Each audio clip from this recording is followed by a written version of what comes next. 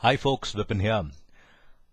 With the budget happening today and being presented by the Honorable Finance Minister Arun Jaitley, I wanted to give you my point of view and explain a little about the budget when it comes to the middle class family point of view.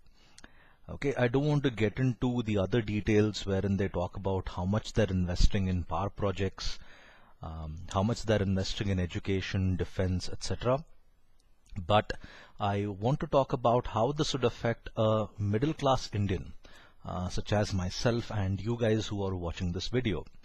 So let me start off by talking about the highlights on what are some of the changes which could actually affect us.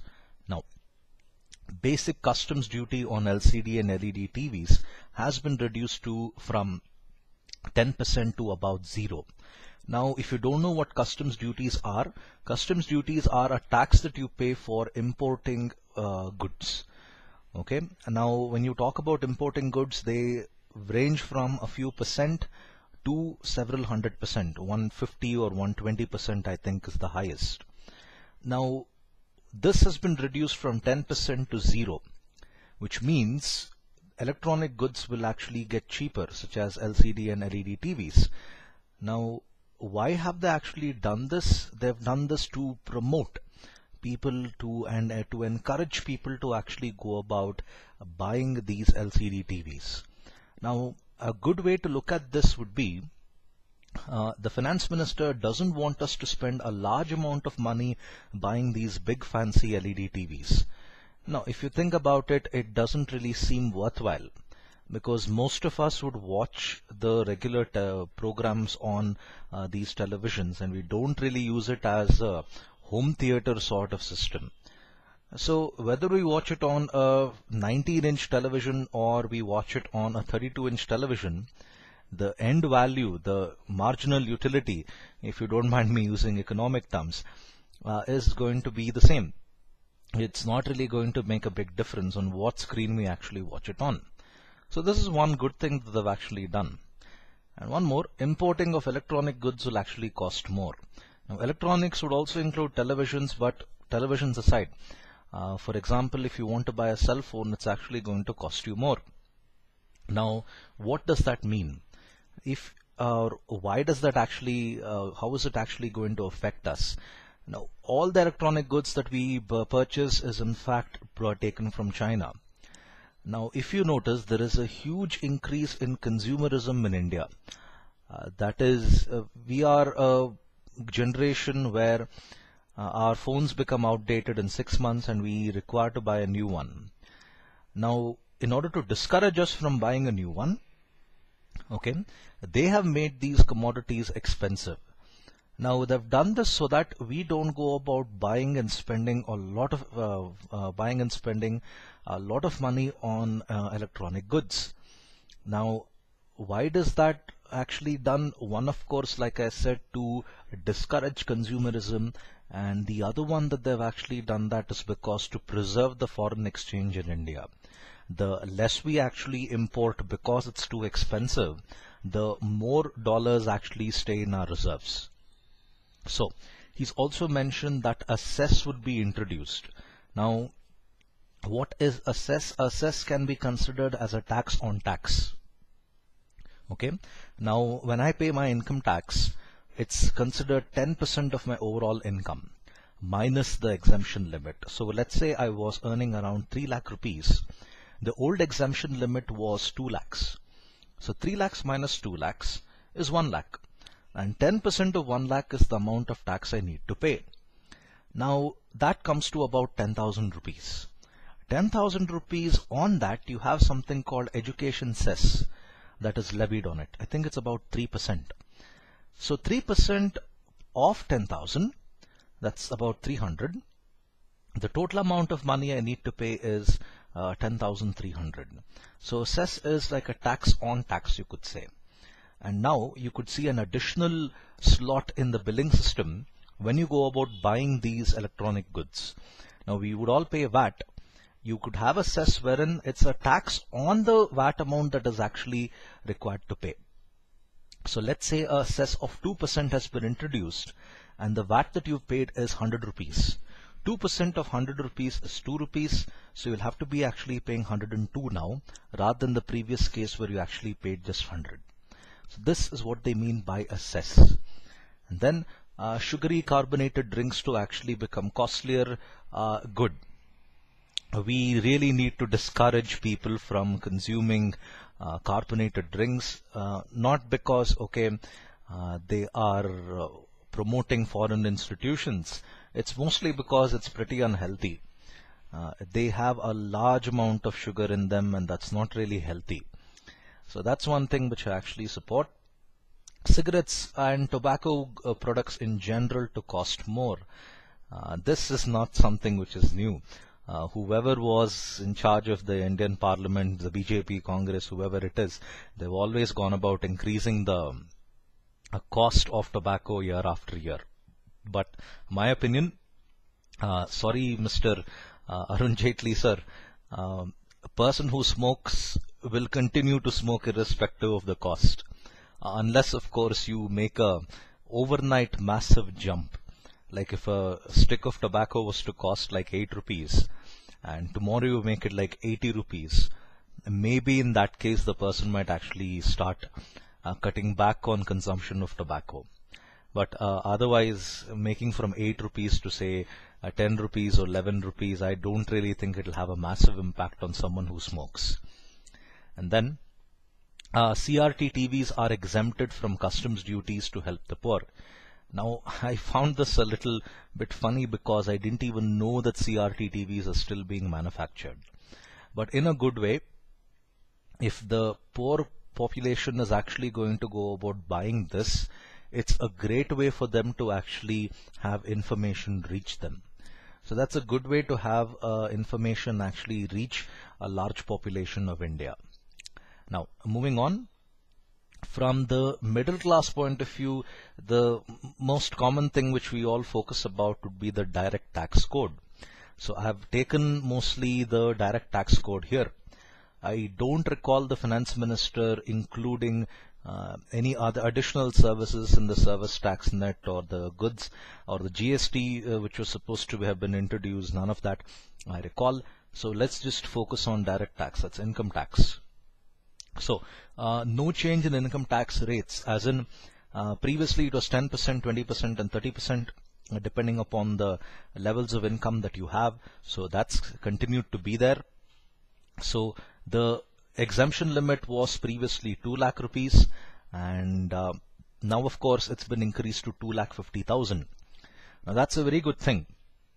Usually I see the governments go about increasing it by about 20,000 every year. Now, if I'm not wrong, the previous exemption limit was 1,80,000 and they increased to about 2 lakhs.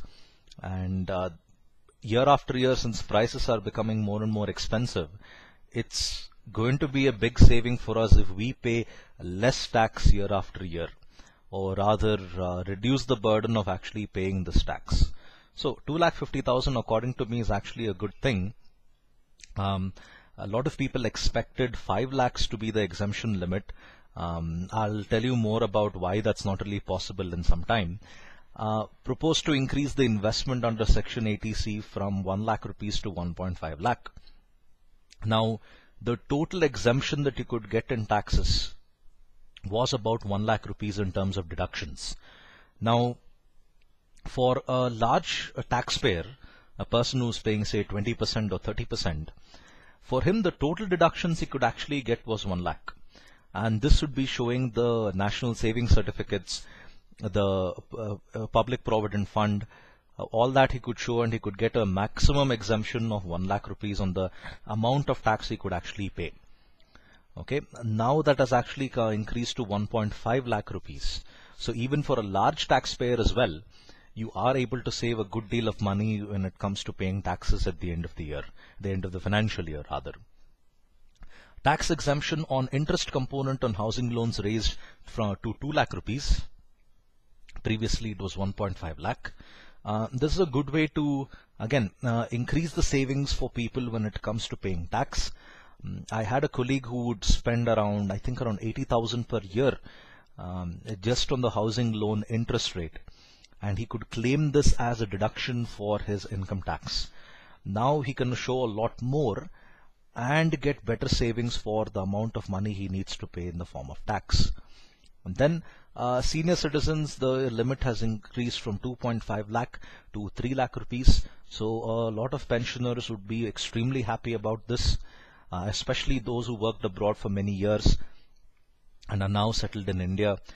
They would actually save a big deal of money when it comes to paying taxes due to the new exemption limit now.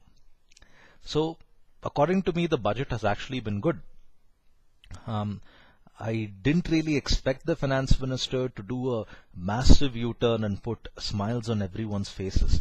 Now I say that because it's not really possible for any government to put smiles on every person in this country.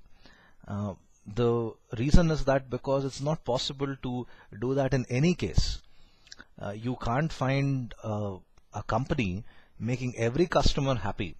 So I highly doubt that a government is also capable of the same thing. So yeah, some expectations were not fulfilled. A lot of people felt that okay, the income tax limit would be raised from 2 lakh rupees to 5 lakh rupees. I remember a news channel had even put that up on their website, asking people, okay, what do you think should be the new exemption limit? And people said that okay, it should be up to 5 lakhs. So there again, opinions of people don't really matter when it comes to these things, because you shouldn't get ahead of yourself. Now I say that because you shouldn't take individual interests over general interests. Now let me tell you how this would work. If Arun Jaitley went on to increase the exemption limit to from 2 lakh rupees to 5 lakhs, a massive jump, that is, a massive jump. Okay. The first thing that would happen is the revenue that would be collected from income tax would drop down significantly. And the next thing that would happen is he would have to compromise on other things. Now, for example, Arun Jaitley proposed that a war memorial be done, a war museum be done to honor the people who actually gave lives for this country. He even proposed a memorial for police officers who were killed during their duty. Now, programs like this is not possible unless taxpayers are able to put forth money from their side. Now, when I go about paying taxes, my money gets utilized for a variety of things for this country, be it for an infrastructure project, be it for a power project, or be it for something like a war memorial. Now, I am a source of fund for the government. Now, if I am no longer a source of fund for the government, the total amount of money the government is actually able to collect is also going to drop down. And a person might say, it's okay, you are saving money for the citizen, we can always borrow and repay them. Getting into debt, be it an individual or a country, is never a wise thing to do. Look at the incidents of what happened to Greece and what may happen to Spain in the years ahead. Getting into debt is never a good thing to do, especially considering how short of cash the entire country has actually become. So it's always going to be like you compromise here and you try to make a person smile here, you will have to compromise on something else. So it's not really possible to make everyone happy in this regard. You really need to consider the country's point of view rather than an individual's point of view. That's why I find these opinion polls on news websites quite stupid.